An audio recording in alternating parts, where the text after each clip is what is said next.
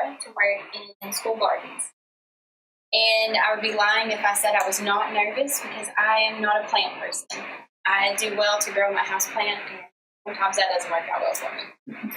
So, I was nervous, and I went to Barnes & Noble, and I bought the Gardener's Bible, put it in my backpack, and said, all right, let's go. And I'm very glad that those plans changed because I made lifelong friends and was able to get out of my comfort zone and experience something that I wouldn't have otherwise. So my presentation is titled Unpacking in Uganda, and I was gone for September and all of October. So the details of my international experience, I worked with school gardens and with women's groups surrounding Manure. The main lesson we taught while we worked at the gardens was compost production. And then with the women's groups, I worked with Apache, Dokolo, and Molitor. The main part of that was interviewing the women to gather insights. These are some of the faces that made my time in Uganda memorable. The top picture is Walter Akello. He was the one that did all of my translating in women's groups. And then the middle picture with the globe is me and Irene and her brother Timothy. And Irene recently graduated from university in plant science. So she worked with every day. We went to gardens or women's groups, and she was the point on the organic compost and gardening practices. And then this bottom picture is Dennis and Margie Baltzer. They are over Chalamawari, and they arrived 2 weeks after I was there, and they are now my youth. So anytime I needed help or needed to ride to church, they were the ones to get me there. And then this little girl, her name is Dina Akello, and she's an orphan at Chalamawari. The first day I get there and we're introducing each other, and Dina comes running up to me and she grabs my hand and she said, "We're going to be friends." I said, "Yes, ma'am." So no matter what was going on, if we were working in the garden or we were working with the groundskeeper, she was right there with the shovel trying to help, and just always had that smile on her face. Now I'm going to talk about the details of partnership with the gardens. A lot of the stuff we did was basic gardening practices. We reworked garden beds, reshaping them to make them wider, and also put back into the beds. And we planted citrus trees at Barlonia, gardens we worked with, and worked on planting seeds and working in nursery beds. So these pictures, the first picture is Irene and I planting watermelon. And then a few weeks after I got back, the garden manager sent me this other picture with some of the watermelon. That was their harvest, and to understand the watermelon. Some other things we worked on for weed eating. We worked with the students in the classroom, and also we went out to the fields and the days at Restoration Gateway. And we also participated in mulching. When we would go to Barlonia, they had a huge area that was nothing but vetiver grass, so we would go cut the vetiver grass down. We would take it to another garden to be able to mulch around their crops. And I don't know if y'all have ever experienced vetiver grass, or if you just grab it or cut your fingers. So we're out there trying to and then we worked on compost, which I'll go into the detail with that. The top picture of the children at Chalamawari. We're putting grass around them. Plants, and then this bottom picture is me, Walter, over the Barlonia garden. Compost back into.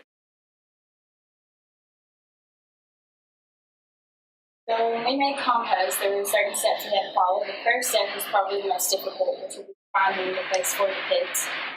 It needed to be level, under shade, and away from running water.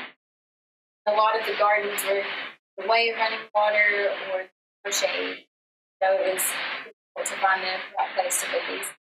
And then we would dig the pits. We needed a minimum of 3 pits, and the standard size is listed, but size can vary what you're putting into. Irene and I dug these 2 compost pits at the Barlonia Gardens, and I'm no stranger to farm work, but I cannot sword. And then step 3, we were collecting the materials. And step 4 is the placement. We use dried rough materials, fresh plant material, kitchen remains, animal waste, and ash. We are digging.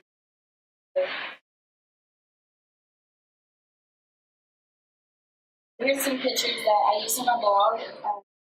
The dry ground materials we use remains from the soybean crop most of the time. My fresh plant material was the Bedford grass and then the kitchen remains. And our problem with the kitchen remains was explaining that there could spend a lot of time in plastic.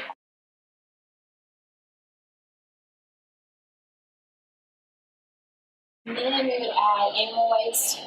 Most of the time we would use cow dung or we would use then wood ash on top. And we would dome it over with dirt, some more of that dry material on top of it just to keep. And it would sit 3 weeks, and then we would turn it to the next pit, sit for 3 weeks, and turn it again. I was not able to see compost finish that we had started. They get to see some that Ryan. So some tips that we made sure to tell everyone was add water, and also to put your fresh plant into. So water is adding water. And another section that I knew I worked on was garden management. First 2 weeks I traveled with After, who's the co-founder of Philco, the different gardens that they have drip systems. And we recognized the need for a handbook for the students to be able to refer to. They were the ones that were managing. So in this handbook, we put the different types of garden beds, raising seedlings in the nursery, and transplanting seedlings, basic care of the garden, and recommend. So the plan was for us to get this section and then the next intern section to get students at each of these gardens. We tried to center it around how they could understand it. It's kind of hard for me to talk it in English. So hopefully it all comes out well with them. Now I'm going to talk about our time with the women's groups. So when I came in, the trainings were finished. I attended the last 2 sections. And my main goal was to interview all of these women. So 3 groups that I worked with, for 40 plus members. So we spent time going to each of the districts and interviewing. The questions we asked were, how many children do you have? Your biological independent. How many children are in school? What is your estimated yearly income?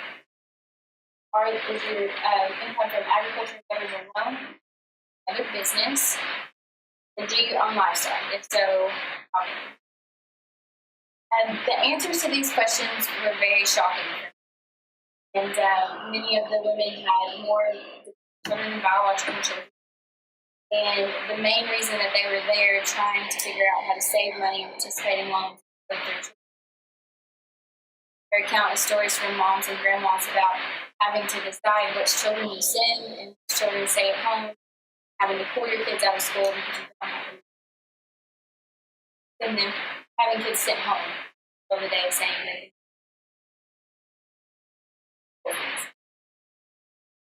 And the estimated yearly income, the lowest number I got was $200.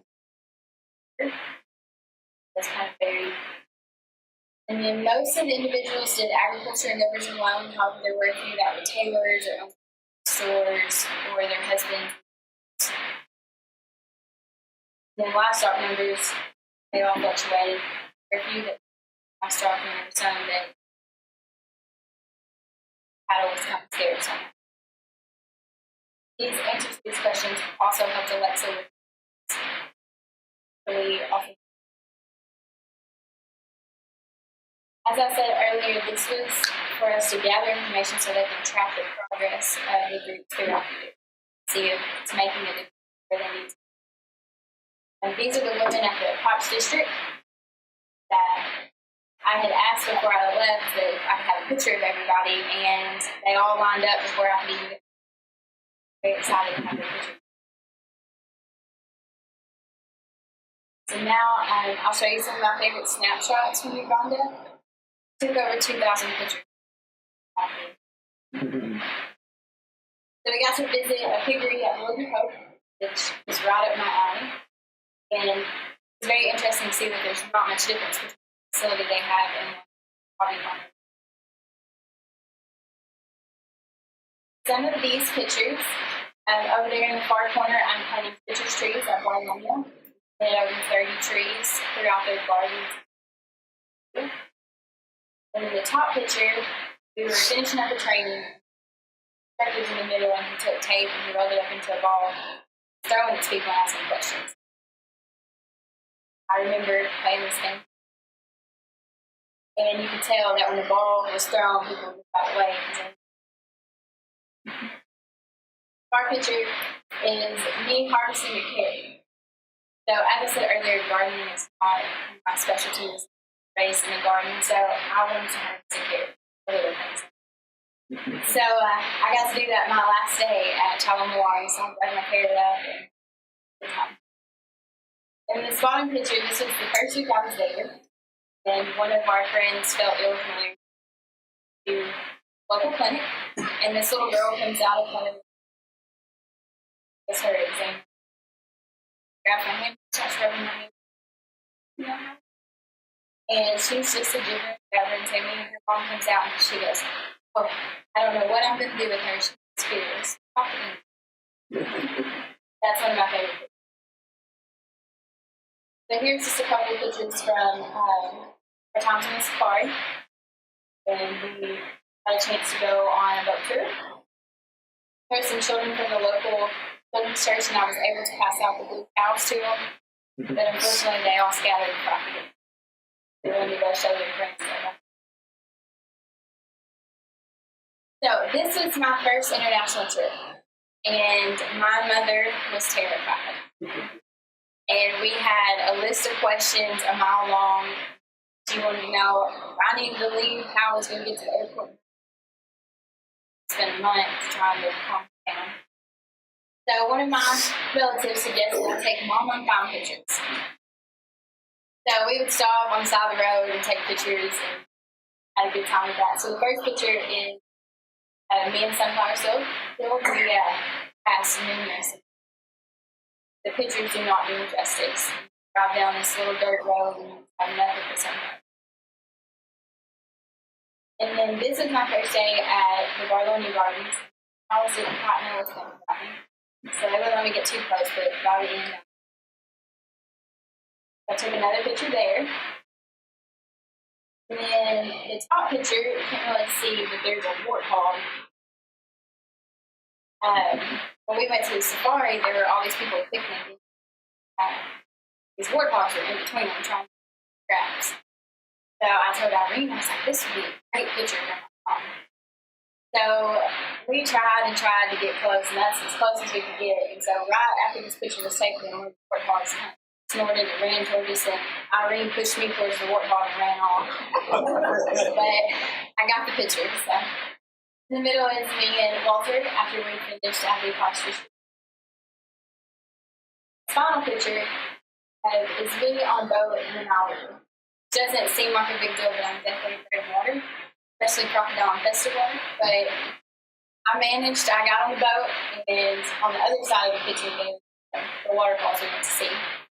And I sent this to my mom, and her first text was, "I got in the boat. I would life jacket." I made it to shore.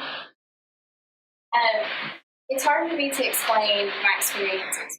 It's one of those things that I don't understand. It's amazing. And you make life to learn more about a culture that otherwise you would just learn in a book. So it was just life-changing. So, and I appreciate all the support that I know to LSU and me in the program. And then encourage anybody if they are thinking on their African in general, great opportunity.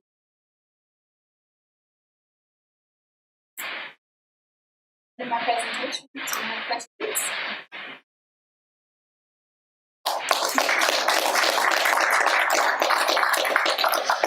You ready for some questions on Compost? I will do my very best, but it's not my area of specialty. That's fine. I'm I'm curious, did you have an option as to what type of system to use, or did you just know from the beginning you wanted to? This was the option that Irene thought was the best for the area, since she's from that area and that's what she studied. That I don't have a background. So that was basically what she thought would be the best, and the groundskeepers and people who were working with took on that. You mentioned it was very,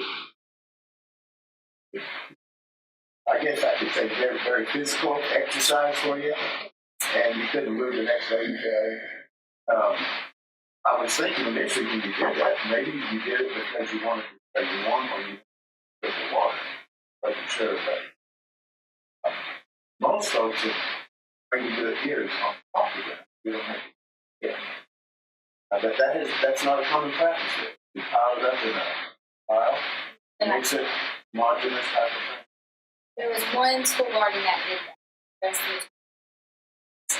And Ryan had kind of started this when he was there. So Barlonia Gardens, that's how their compost started. So we just made some little bits and then that practice. It's interesting to compare the two to what people would prefer to do as far as you know. And I think you can develop a lot of stick. You mix everything together and stir it, let it get out in about 4 or 5 days and stir it again. You should have something. 3 weeks. Yes, sir. It's interesting to have a check and do different. Use the same input. That's what you have. I mean, that's not the issue. Much a lot of work.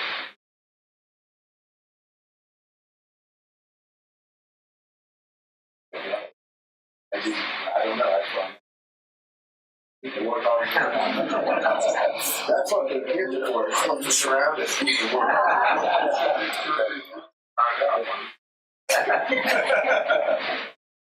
Very good. Well, thank you. Thank you. So how open were these women? We had no hesitation. 40 women showed up every time. And Walter would ask the questions and we were and he would translate back to me.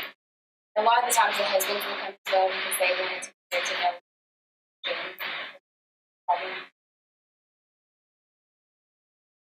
And then you got away to off duty, so to speak. I worked with Child Malaria a little bit on chickens. They had a donation of 500 chickens.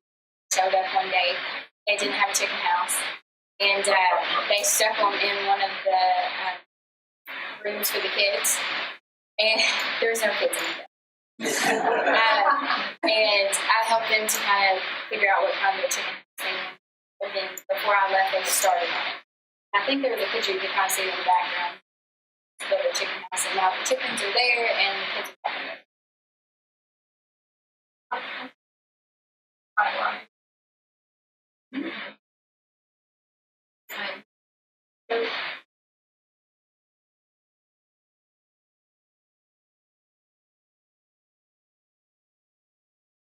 So Northern Uganda just got out of a war time, so a lot of these children are working that and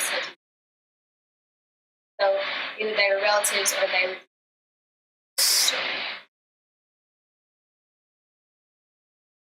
You were looking at the can you describe some of those stories as well as some of the issues?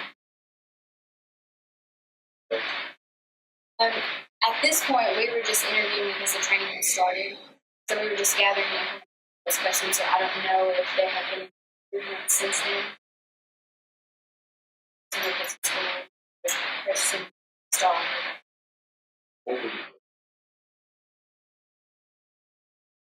What is success look like? Being able to afford to keep able to send your kids to school so they get education. And just to be able to have a fun setback in case they faced illness or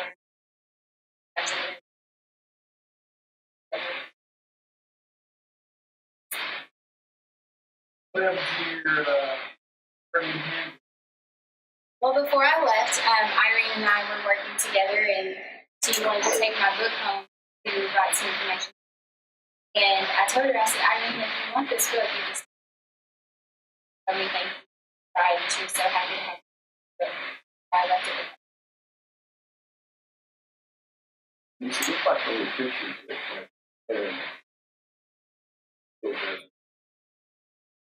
most of that training was done. Those fields are already there.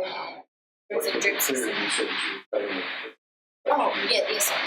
What, any level of mechanized equipment over there that helps? Or is it Auditorium. only the Auditorium's opposite. or is it not? The whole country.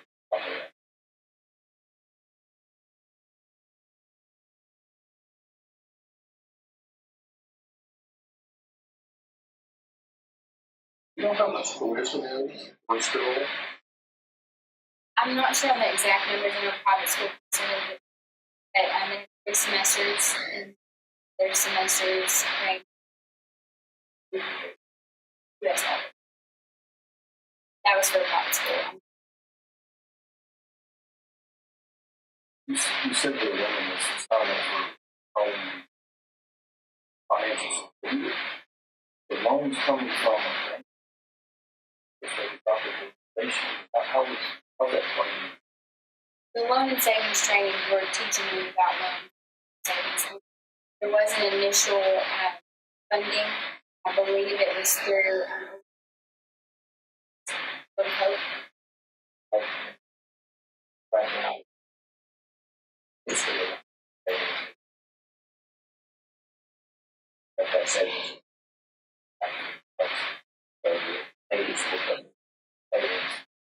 May decide who they want to be. They're a long time. Yeah, I mean, it's, you know, they're 65 and they don't get that news. So each one of those groups have their own savings. And that's what the training was over to. How you would save the money. Gardens and all that produce going through the school, or is that part of the Most of it was for the school. There were a couple general uses theirs for the cafe. And Home already sells some of their services.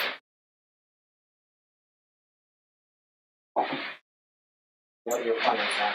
Or when you finish on? Looking to get into agriculture extension. End up back in school before. The picture of the oh, you know, the other 10 of these flying into the I don't have a good we're using the halls at their facility and so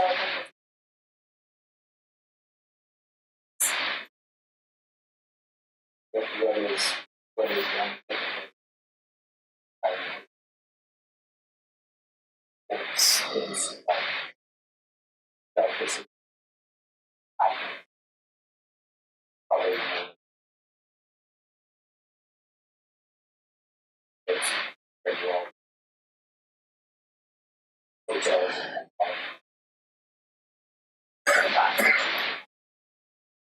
It's cash right there. in a lot of going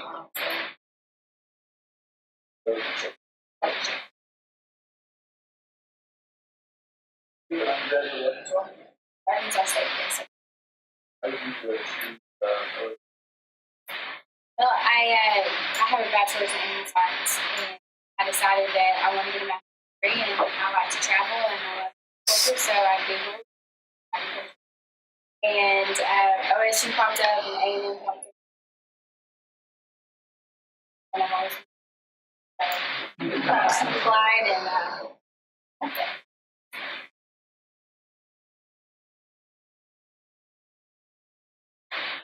What was the water source you get? I I didn't work a lot with the drip systems, but they have big tubs, and I'm guessing rainwater. Get rid of a button, but, well, 5 different types. There are 4 garden sites.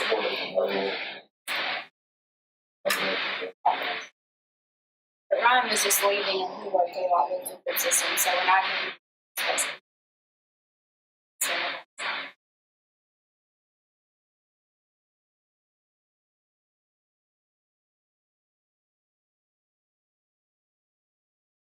It's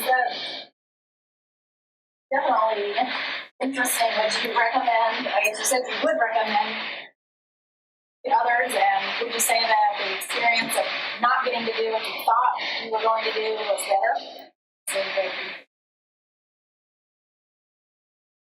I learned a lot more about gardening. My husband's different, so it was beneficial. All right, well, thank you. We'll give you one.